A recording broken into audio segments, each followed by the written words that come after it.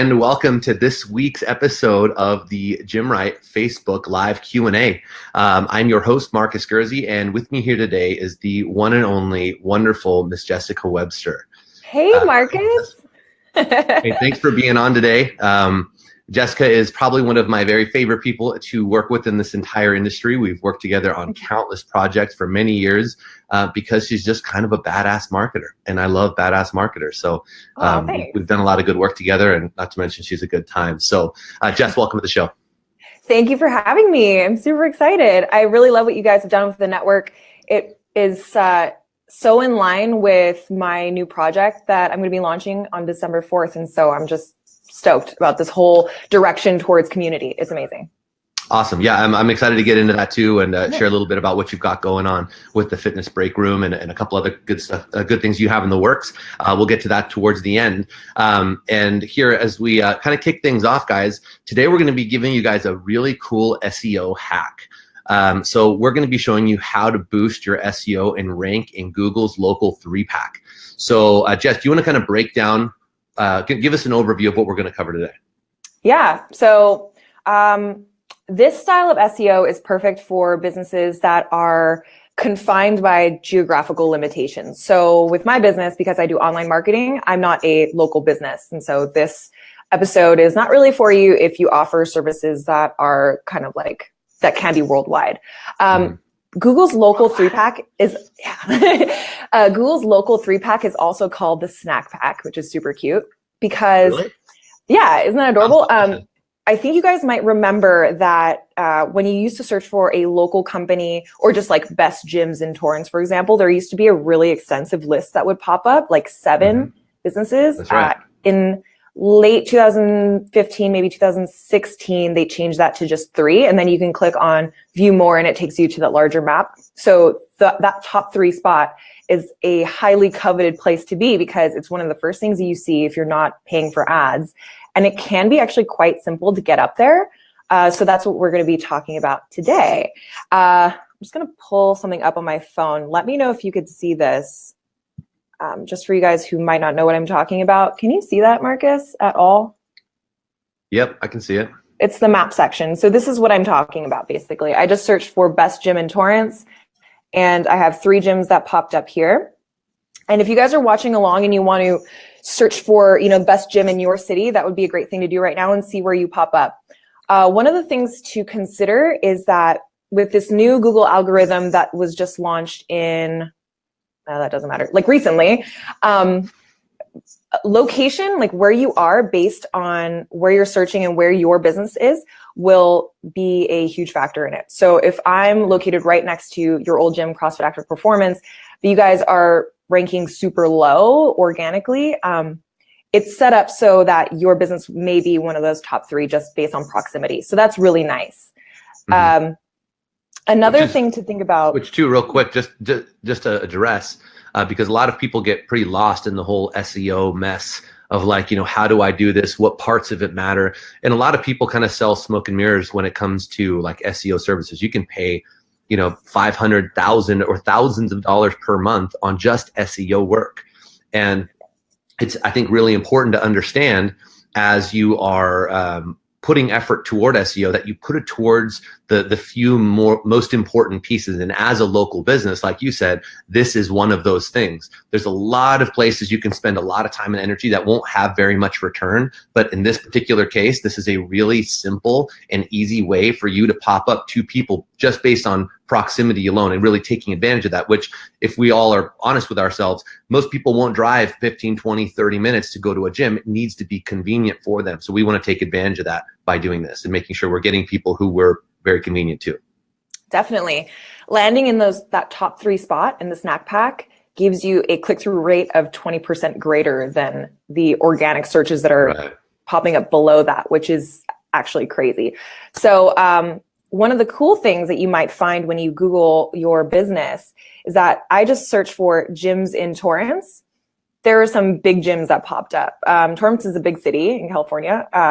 We have like LA Fitness that popped up here, Planet something, and a smaller personal trainer that had a ton of Google reviews.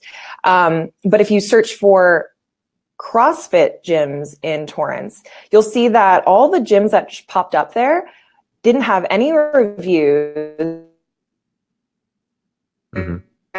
weren't optimized. And so if you guys are in the CrossFit space, which I imagine a lot of you are, there's a huge opportunity to optimize, like, just based on these 5 steps that I'm going to go through and land in that top 3. You won't necessarily be competing with those big dogs in the CrossFit space. Good. Very good. Yep. Okay, cool. You want to get into it? Let's do it. Let's do it. All right. So step 1, you're going to need to create a verified Google My Business page. Most of you probably have this set up, but if you don't, you can go to google.com/business and you can set up your page there. If you do have it set up, there are a few ways that we can optimize it. The first thing, probably most obvious thing, is you want to have really good images, as many as possible. So you want to have images of your facility when it's completely empty and clean and beautiful looking. You want to have pictures of people working out and smiling and actually enjoying it. So not having the photos of, people laying on the ground sweating all over the place. Those types of pictures, Marcus, those types of pictures are awesome and hilarious for people who are already in it and get that when you're laying on the ground sweating, you're like, that's actually a great feeling. For people who are new, they see that and they're like, oh my God, I'm not ready for that. Yeah, you gotta meet them where they are. And also take into consideration always when you're choosing your pictures, who your brand hero is, right? So who are your either 1 to 5 or 6 like ideal clients, and what pictures would they want to see before they became members? Not once they're in, not thinking like, oh, Jessica is one of my very best members and she loves the whole kind of like go crazy sweat angels kind of thing. That may again be cool because she's in. What would Jessica have been? Would appeal to you prior to you becoming a member to like get you to be like, oh, this place looks nice, it's clean, people are having fun, people are happy, like you said. So really look at it from their perspective pre-membership. That's a great point. Also, if you can get photos of just 2 to 3 pictures, or 2 to 3 people per picture, that's kind of ideal. Photos of a big group are also great. Like, have a couple of those, definitely, but you really want to see people's faces. And when people see 2 to 3 people, they subconsciously think, I'm going to make friends. Like, this is a place where people go to socialize in an intimate setting. Another thing that you can do in your settings is not set your location base too broad. So in your settings, you can set your service about as far as you think people will travel, which will differ in all types of areas. In Orange County, getting 5 miles can take a long time, so just gauge it on as far as you think most people would travel. You'll find that a common theme through all of these steps is that Google will reward businesses that are trying their very best and are being honest with their services. So while you want to have a lot of keywords in your little blurb where you talk about your business, you want to make sure that it's optimized for humans before thinking about optimizing it for search engines. Because like this intro, Google is changing their algorithms constantly. And it really doesn't make any sense as a gym owner or as just somebody who's not an SEO expert to always want to stay on brand with whatever Google's doing with their algorithms. So making sure that you're integral in your marketing will, at the end, it all makes sense. Google's getting smarter every day. Cool.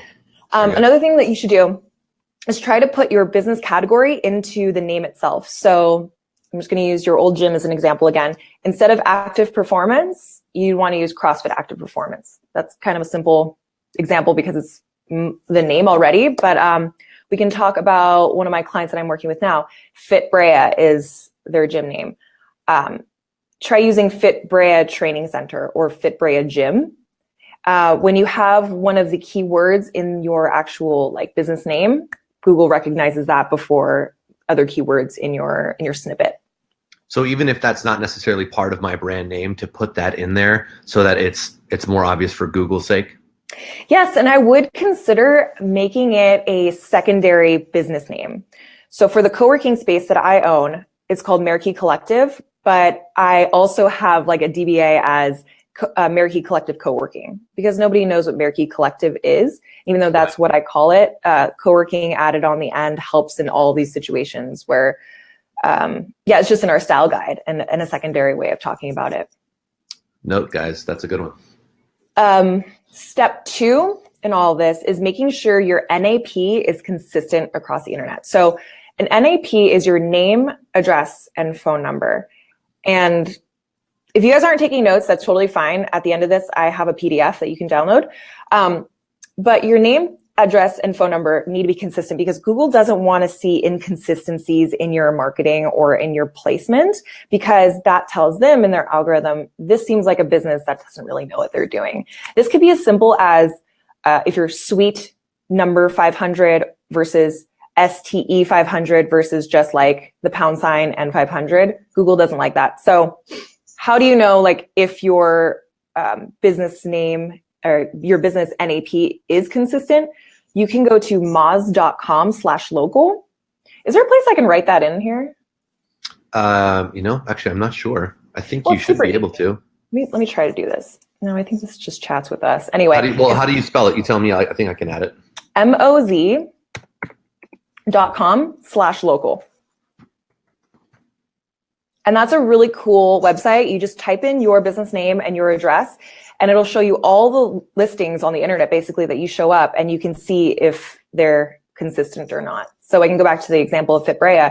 They have f.i.t.brea. They have Fit Brea. They have Fit something intensity training Brea. So it was totally different. So on that page, we were able to see, okay, now you can go into Yelp and make sure everything is nice and consistent.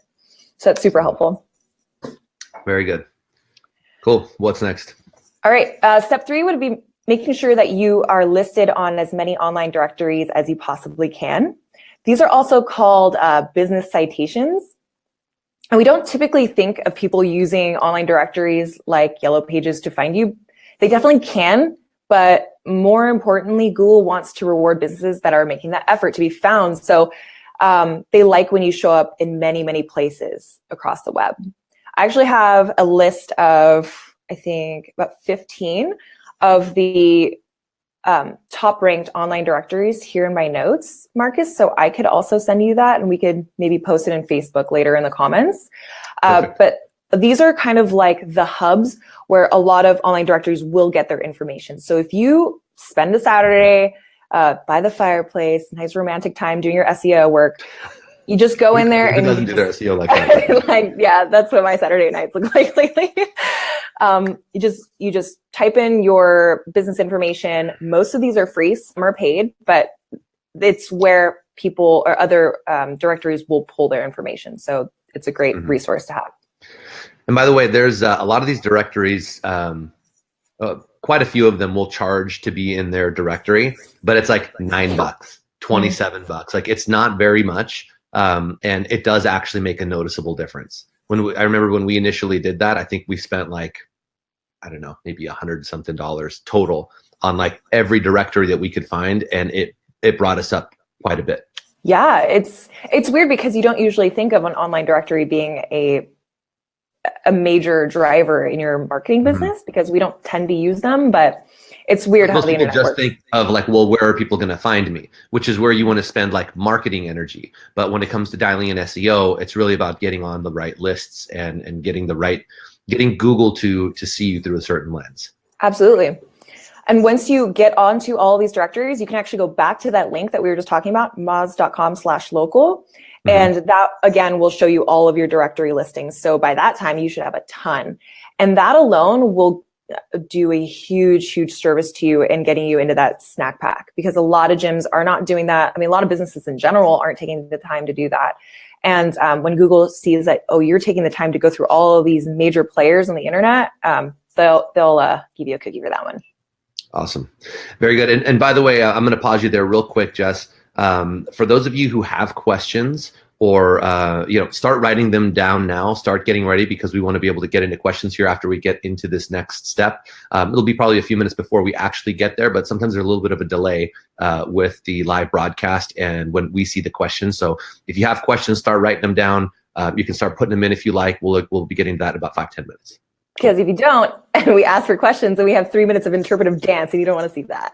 yeah, we're not. No one's ready for that yet. All right, that's another show. All right, so step 4. Okay, step 4 would be getting other websites to link to your website. So Google, oh my gosh, they're so smart. Like, they're not just looking at their Google My Business page anymore. They're looking at how amazing is your website. So this can obviously be one of the more challenging things on this list that I'm going through, but I think this is actually where the network can is working. So backing up a little bit, if you think of your website like an island, if it isn't notable enough to talk about, then Google is going to make the assumption that no one's going to want to travel there. But if there are people talking about your blogs and linking to them on their website or from Facebook to your website, Google's like, oh, cool, you get a cookie. Like, let's send more people, like, let's rise you to the top of that snack pack because this is a gym that knows what they're talking about. Other people are talking about it. So I think that this could be a good way for you guys within the Facebook group to post some of your best blog articles, and you guys can share them on each other's Facebook pages, or even write an article about that other guy's article. This could be a way to do this interlinking industry synergy thing that can be so complicated to do on your own. Yeah, very good. Sharing, talking about each other and referencing it and having people actually click through. Again, it's one of those things where I think oftentimes just think it's going to happen. Like, oh, I'll write a really good article, someone's going to see it, and then they share it, and then it gets shared. And we kind of, I think a lot of times bank on the whole, it just hopefully will go viral because I wrote a great article. But this is something you've got to be intentional about, where you can have some strategic relationships where you're like, hey, you know what? Let's write about each other. You put up your best article, I'll put up my best article on whatever we're talking about, period. And then we can each write one about each other's article. Be intentional, or pick one out that I had written previously and kind of make a deal with someone that way. It can be powerful to do that. Oh, absolutely. Yeah. And this is where personalization really comes into play. Ultimately it comes down to who you are as a person and what your gym stands for, because what is your personality and what is your vibe? And while every gym is different, the movements that we're teaching, the core issues that we're helping our community out with are all still pretty much the same. We're not creating new ways of training necessarily. So you really must stand out through your style. So I would say that's like a bonus step in here. Take some time to really understand what your role is in the community, and what your essence and your personality is. And that can be a huge driver in getting people to read your blog and share your blog, because it's just not the same stuff. You know what I mean? So, and on that note, real quick, for those who are listening who are not the blog writing type, don't think that it's got to be like blog article for blog article. It can be whatever your medium is. When it comes to content creation, don't think, oh, in order for me to be a prolific content creator, I have to just write blogs. I hate writing blogs. I prefer content like this. I would rather do videos, interviews, presentations. That's more my speed. So I may share with Jessica. Jessica creates a ton of great written content. I would talk about one of her blogs, and she can talk about one of my videos or something to that, or a show I've done, or an interview I've done. So it doesn't have to be the same thing for the same thing. Sweet. Cool. All right. And Jessica, you broke up a little bit for me. I'm not sure if it's going to come out okay in the feed, but another thing too about getting reviews. We still want to get into that as well? Yeah, that would be the next thing. Yep. Cool. Yeah, let's jump into that part, because I think this is one of the easiest, and I think one of the most fun ways, because you can really kind of gamify this with your community too, and we'll talk about a few examples today. Hell yeah. Okay. So another great way I think you guys could utilize the Facebook group, the network, is to help you get good reviews. So Marcus and I are going to go through a few ways where you can, few strategies and tips to get reviews from your members, but we all know that we have great gyms. Why not spread the love a little bit? I could go to CrossFit Active's website, and give them a 5-star here, there, and everywhere. And that would be an awesome way to, again, create industry synergy and make sure our industry as a whole is thriving instead of having that sort of scarcity mindset. And again, super simple. Google wants to reward good businesses. So it makes sense. If people like your business, Google makes that assumption that other people want to find your business as well. So the more reviews you have, the better. And it doesn't necessarily need to just be on your Google My Business review area. It's kind of the three, right? You can have Google review, Yelp review, Facebook review. If you have all three of those categories pretty built out, you're really going to push yourself to the top quickly. Definitely. So on that note,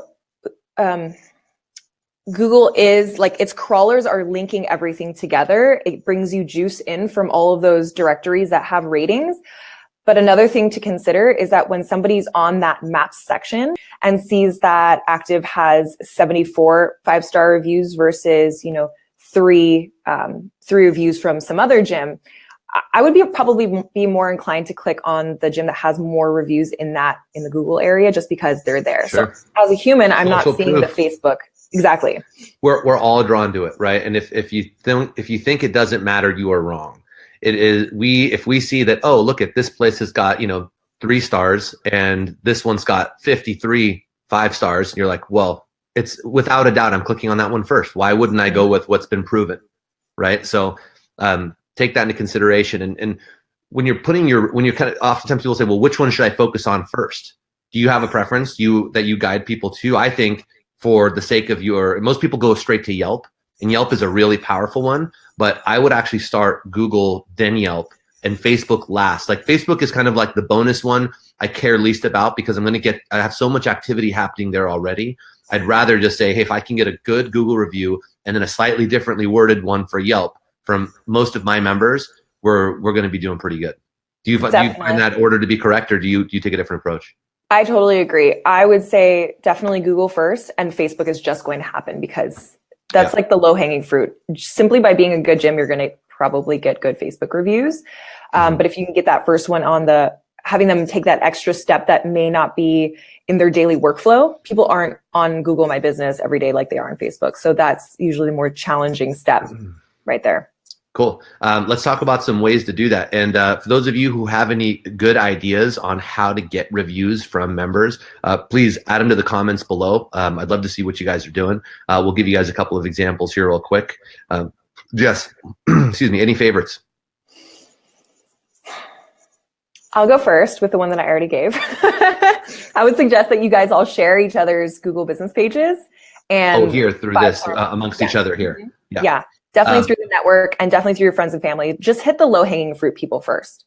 Yeah. And especially like if you've ever dropped in at a gym and they did a great job, take the time and hook that owner up. It's kind of, I think, it always blows me away when someone comes in, they're like, hey, by the way, I run a gym too. That was an awesome class. I had a great time. Can't wait to see you again. And they don't leave you a review. It's like, come on, hook them up. If you dropped in somewhere, they did a good job. Support each other, support your local box. So anyway, so you gave an example for here, people in the network. I'll give an example for what you can do with members. Oftentimes, I think it really comes down to your personality. So if you're very direct and you're very bold, and that's more your personality type, you can be as direct as to ask, just to be like, hey guys, we're really looking to get noticed on the internet a little bit. Reviews go a really long way. I'd love it. Your 5-star review would mean the world to us. And talk about it in class for a week. And just bring it up to people and just say, hey, our Google page, we put a blog post out, or you send an email out or something like that, to just make sure everybody has the link to it. And you can actually directly ask. Now, obviously, if we just do a really good job, people are going to inherently leave reviews, but it's oftentimes just one nudge away from people being like, oh, that's right, I've never written you a review and I freaking love this place. Where a little kind of like campaign of just directly asking people and saying, hey, we're looking to be more noticed on the internet. It would mean a lot if you guys left us a positive review. Priorities on Google Plus or on a Google page, and also a Yelp review would be fantastic. And people will do that. You can get a whole crap ton of reviews very, very quickly. And another way is to kind of build this into your systems. And this is something that our platform users have, where we have a satisfaction survey campaign, one 45 days, one at 6 months, one at a year. And, one of the questions we'll ask is, on a scale of, 1 to X, how would you rate your experience here at CrossFit Active Performance? And if someone responds favorably, we are then going to follow up with, well, great. Thank you very much. A 5-star review would mean the world to us. And now you can link it out. So you could also just put a survey out to your members, and based on who responds favorably, send them the link directly. And if someone responds poorly, where they're like, hey, on a scale of 1 to 10, I give you a 3, personally call that person and just say, hey, I saw your feedback. What can we do to improve your experience here?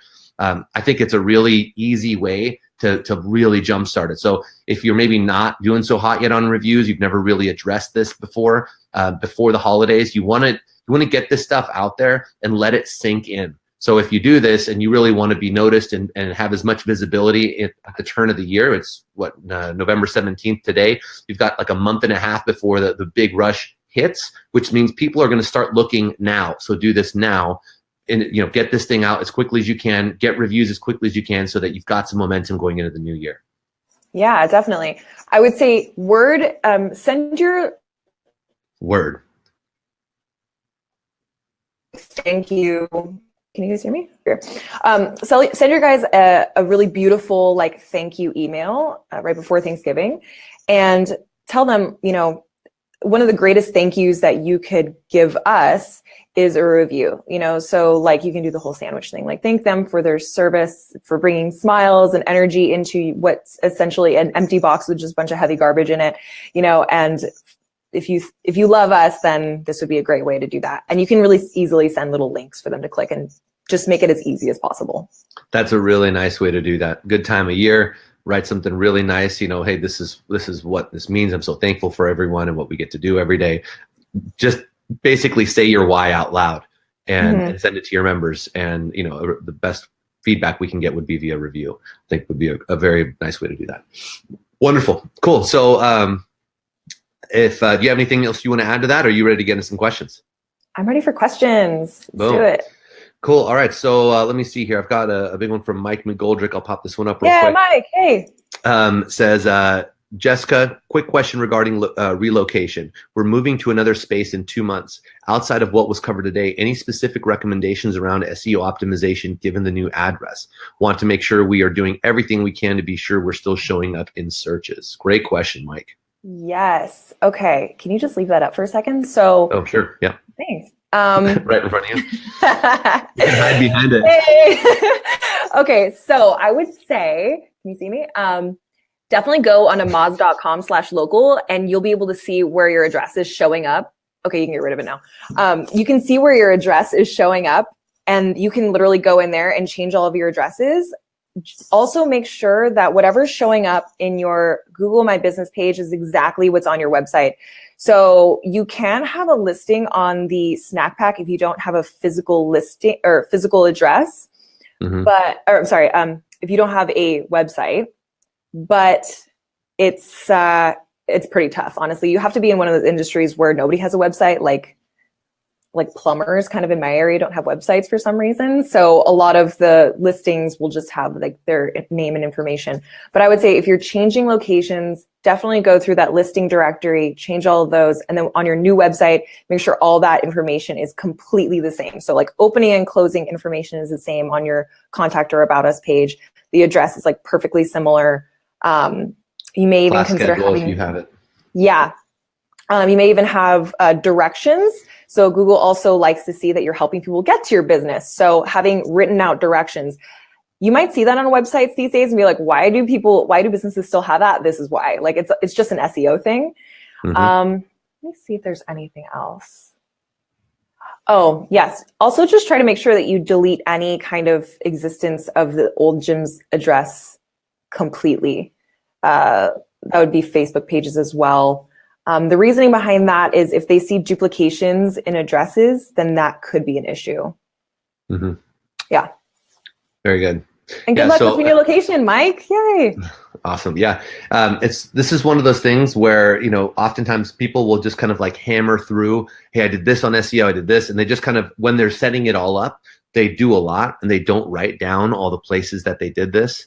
I would actually keep a Google Doc of a list of every place that every directory I signed up with. These are all the places that our information is up online that I put up, and have that so that when you go to do an update like this, and whether it's changing your class schedule, it's changing images and updating the same images across the board, to if you do a branding update, go through and you update everything to make it match that, or you have obviously your address, so that you can be really thorough and that old stuff doesn't linger out there. Because I remember when I initially started with my first brick and mortar, it was the same kind of thing. I didn't really track it as much until I was like, wait, I should probably be writing all this stuff down.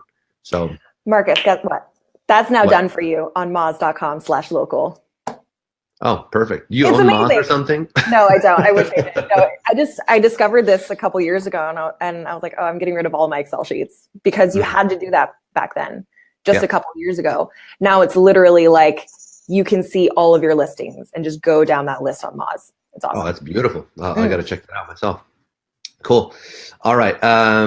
We've got a question here from Kyle Flynn saying, any advice on using Google AdWords? Oh my gosh, so much advice. Is there anything in particular you'd like advice on? Because that's a whole monster. Yeah. You're welcome, Mike. Yeah, that's a whole new monster. Maybe we could do another episode on that. Yeah, Kyle, the question, it's a great question, but I think we're going a little far off topic here. I want to really kind of stick to this 3-pack piece for Google. But because Google AdWords is a whole monster in its own. It's like saying, hey, what about Facebook ads? It's like, well, there's a lot we can get into with that too, and it's a whole can of worms. So that would be a great show though, Marcus. We should do that at some point, because that's another thing that a lot of gyms are not doing. So right. It's actually, and I think it's done incorrectly still. Most people are not really taking advantage of how easy that is to get yourself visible, but also understanding the place it plays in your overall marketing ecosystem between that and Facebook ads, and like prioritizing between the two and how to do it. So good. Maybe we'll have to have another show, Jess. Part 2. I'm sure we will. Exactly. Cool. Real quick here, message from Christina. Sorry if you've already addressed this, but how do things like Instagram and photo tags work in this whole thing? And things like members, guests, annotating the location of pics and tagging, etc. Again, I think those would be social. What do they call them? Social flags, maybe. There's a special word for this, but I'll just pretend it's social flags. Are we making social stuff up? tag? Social flags? Sometimes I do that. I don't know. Don't research that. But the more people talking about your business, the better. Right. Now, hashtags, like again on Moz.com. Moz.com is great because it's a place where SEO geeks go. That's why I keep referring to this place. It's going to give you a long list of all the things that will help you rank on the Google Snack Pack. I just went through the top 5 that I think that you guys can do right now and still go about your daily lives. I'm sure things like hashtags and tagging people at your location help. I know that there's this entire section on how social media works within this whole ranking system. I will find that link. Just write myself a little note here. I'm going to find that link and I'll post it for you guys, and that will have that answer for you, because I don't know. Perfect. Great question here from Heidi Denell. Apologize if I'm not saying that correctly. Denell. She says, Heidi says, hi, love this. Is there any way to see how you rank SEO wise in your community? We're a new gym and we are far on the pages when I checked, but I'm not sure if I'm ranking better with what I'm doing. Thanks. So for one, just type yourself in and see. Obviously, you're going to get a read on that. But is there a place or a tool people can use to like check overall ranking status? That's kind of difficult.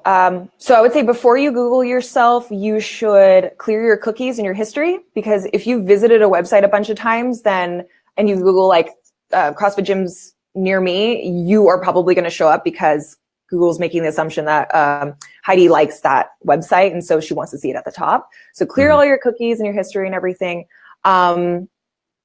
It's difficult because with smaller gyms, we're not usually getting so much traffic that you can use one of these websites like Alexa.com. That would be a place where you can see where you rank. Exactly. Where you rank kind of like worldwide in the industry. But because our businesses are so small, maybe we're only having like maybe 30 people to 30 to 100 on the high end visiting your website every day.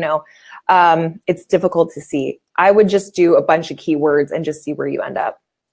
Heidi, you know what I used to do is, whenever I would go to like an Apple store or like the library or anywhere where there was like a public computer, I would just type myself in and look just to be like, how am I showing up? And I would check Google, I would check, Yelp, I would check all these places. I mean, this was a few years back, but I actually would just, any chance I had, I would just look myself up from a different place or look the gym up from a different place to see how it just pops up.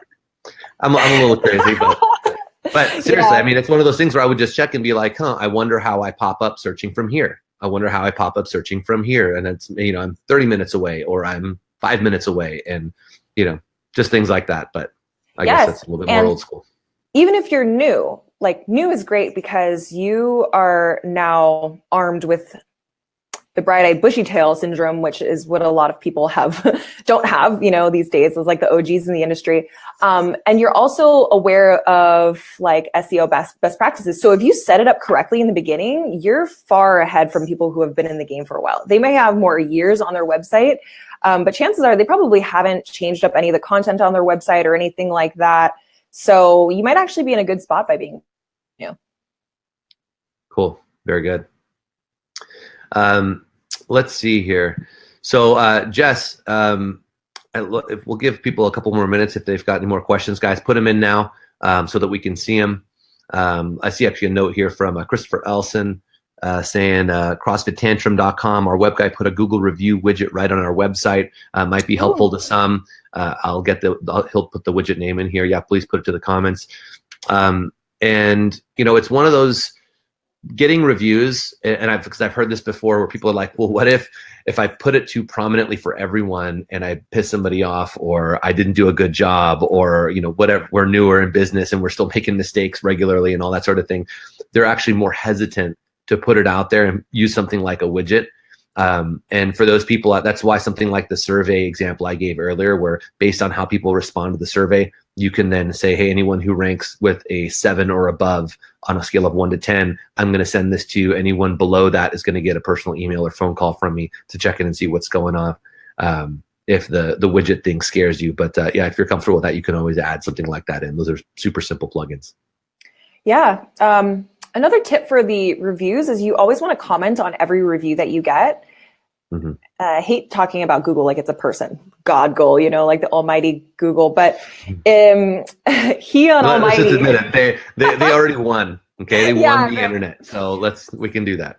So God goal will reward us little minions who respond to our customers because it shows that we care, and if you do get a bad review, actually that some recent studies have shown that people actually respond better to businesses that do have a few negative reviews. You can probably notice this in your own shopping around for books on Amazon. There are a bunch of 5-star reviews. You never read the 5-star reviews. Maybe you'll read the 1-star reviews just for the kick of it. But usually you go around the 3 or 4 range to see what people who may have a not such a dramatic experience may have to say about it. So having some that are in the middle are pretty good too. And if you do get some negative ones, always comment on it. Unless it's a troll, like somebody who's just being completely out of line, I would always ignore those people if you can't remove it altogether. But if somebody has a legitimate concern, if you respond to it, try to take it offline as quickly as possible, meaning, send them your email address or something. Yeah. Exactly, yeah. Get them offline into an email thread or a phone call, and then more chances than not, you can actually get them to remove it, by giving them something or explaining why this certain issue may have happened. Sure. Yeah, it's when you get a negative review, I think the best thing to do is to just comment on it and say, hey, I'm really sorry that you had a bad experience. That's clearly not what we're about. We care a lot about our customers, and I want to make sure I get this resolved for you. Here's my email address. Here's my phone number. Let's get on a call right away, and so we can get this right. People see that and they're like, okay, because we all know when you're shopping around for service, like when I actually look for their 1 or 2-star reviews. I go immediately for their worst case scenario first to see how often has it happened and how recently has it happened. Because oftentimes, like when you're choosing a restaurant, newer restaurants in their first couple years are going to get a ton of really bad feedback just because people are showing up being like, I'm going to check out that new place and like criticize it or whatever, when it takes a while for them to really get a rhythm and get smooth and really iron out all the wrinkles, just like we do at a gym. But you'll go and you'll look and you're like, okay, they had a couple bad experiences. Then I flip over to the good ones and see now what's the ratio of good ones, how recent, how many, and what are people saying where they're like, yeah, this place is amazing. Clearly this is like a very like they're referencing someone's name often in the comments, like, Coach Jessica. You're going to know, okay, this is like a very personal thing, and people aren't all going to gel all the time. And that's okay too. So then you kind of make your decision, but take that into consideration. Like we used to have someone who would literally write fake review, a competitor who would write fake reviews about us. And like, we'd see like this account was just created. They only commented on our thing, and it was like that scenario never happened because I was there all the time when they were saying that. I'm like, nope, that never happened. That's bullshit. And same thing, you can still comment on it, say the same thing, and just say, hey, let's jump on a call. Here's my email. Here's my phone number. Here's my home address. Like, I want to get this resolved for you right away.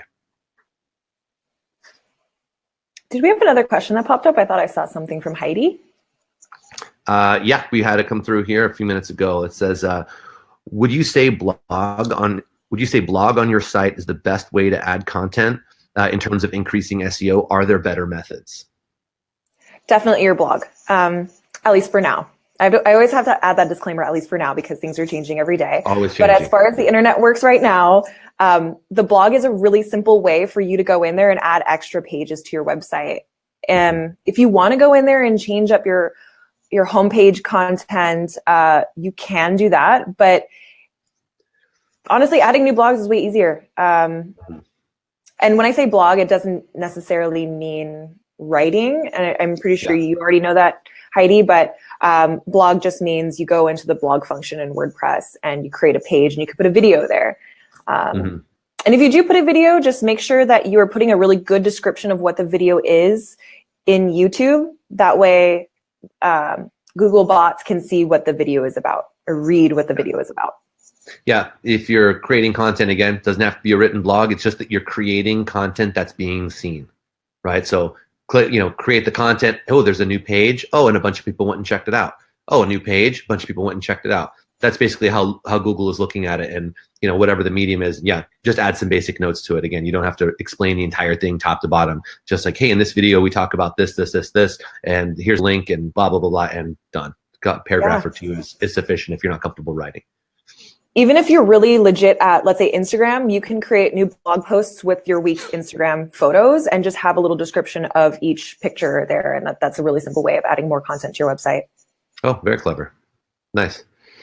Cool. All right. If you have any more questions, get them in now. I'm going to shift gears a little bit here. And Jessica, for those who have been watching and who fell in love with you like everybody does, where can people find more about you and your latest project? Get us up to speed on what you're doing. Okay, so Fitness Break Room is what my partner and I are going to be launching on December 4th. And it's a podcast that dives deep into the biographies of successful people in the fitness industry. I think many of you would agree that reading a great biography or an autobiography can provide a lot more value and useful lessons than most self-help books out there, and just more wisdom, biographies allow you to stand on the shoulders of giants. They promote self-discovery. They allow you to see the world in new ways, rather than being completely focused on yourself and the way that you tend to look at things. Reading about somebody who is from a different part of the country, has a completely different background, totally different set of life experiences, can help you get a new perspective, which can be very helpful, especially when you're working on your own. If you're your only partner, or if your partner's very similar to you, learning from other people in completely different situations can be a great way to spark some creativity. The podcast is also designed to sort of give you mentors at a distance. So these people who you may never meet in person can be your mentors in a way, if you allow yourself that chance to think about what advice they might give you or what they might do in a situation or a challenge you're facing. So it's something that my business partner, Sam Pogue, and I, Sam, if you guys don't know who he is. Hey, Sam. What's up, man? He's Onnit's director of strategic partnerships. He and I just love learning about how people got to where they are now. He's a professional connector of people with a fascinating origin story. And before I became a marketer, I was a professionally trained journalist, and curiosity has always been my number one strength, which is why I also tend to get in sticky situations now and then. But anyway, because we travel the country so often, we wanted to take the opportunity to meet with some of these people in our industry who span the industry. So physical therapists, scientists who focus on strength and fitness, gym owners, trainers, random vocations like fitness marketers, educators, things like that. And what we found was super interesting with all of these podcasts that we've recorded so far, we're at 30 now, is that the through line, what I would call the secret to all of their successes, isn't necessarily a marketing funnel or a sales script. While both of those are very useful tools, the through line has always been meeting the right person at the right time. And these are giant milestone moments in their lives. And it always comes back to community. It's so funny. Like, that's why I'm so excited about the network, is because there are very, very few industries that have true like industry synergy and community where people are sharing things that are working for them. And if we're learning now that the secret to success is having a really well-connected tribe, a really powerful professional network, this is exactly what we're finding in our podcast. And that's exactly what you guys are doing here. So we're all super excited about that. Awesome. Yeah. So if you guys want to subscribe for the podcast, we're also throwing in or pick one subscriber to win 100. Then it's like an amazing giveaway. So all you need to do is just subscribe on our website. And then if you share it on any social sites or your email, you also get like extra entries. And I think right now we have like 10 subscribers because we haven't even launched it yet. So there's a super good chance you could win this month. So you should subscribe. Awesome. Well, I'm one of those 10. I'm on your list already. So sweet. All right. Yeah. So yeah, really good stuff, guys. Jessica and Sam, both two of my very favorite people in this industry. Sam's not here to defend himself, but Sam, just probably one of the most charismatic and just best connectors I've met in this space, along obviously with Jessica and all her talents and charm she brings in, make for a very interesting conversation. So I had the privilege of being on the show. They came into town here last week. We did a show, and I'll share that in here when that comes out. But just really easy to go really deep. And that was just a real treat for me. That was a very different format from what I'm used to doing on interviews. So it was a lot of fun, guys. I'm looking forward to seeing these shows air. So thanks for sharing. Yeah, it's been really fun. You know, Dr. Andy Galpin, for example, he was on our show and he was like, no one's ever asked me like how I got here and what my background is. And like, what was pre-scientist Andy like, because he has such fascinating information, but, he was just a frat guy, Party guy. Yeah, he was a party guy. So yeah, I'm excited about it too. Oh, wonderful guy. Beautiful. So, okay. Well, you have a PDF that people can download with literally the entire content of today's show, bulleted out guide. Where can people find that? Obviously free. So where can people get their hands on that? Willing to take donations, but not necessary. You can find it at fitnessbreakroom.com/local. So like awesome. Local business /local. Yeah. Cool. We'll put that, Jessica, if you wouldn't mind, post that to the comments in here after the show. So if you've been listening and you thought this was helpful, you can go ahead and get that PDF from Jessica's site, obviously totally free. And then you can obviously learn or stay up to date on what they've got going on with the podcast and whatnot, I'm assuming. Yes. And if you guys need any more marketing help, that is actually my day job, fitness marketing. So I'm here for you for that. So you can just hit me up on Facebook or the network and I'll hit you back up. Awesome. Perfect. Well, then Jessica, I want to thank you very much for being on the show with me this week. Always a pleasure. Thank you for sharing with our community. And we'll see. We'll see you guys here next week. Same place, same time. Have a good week, guys.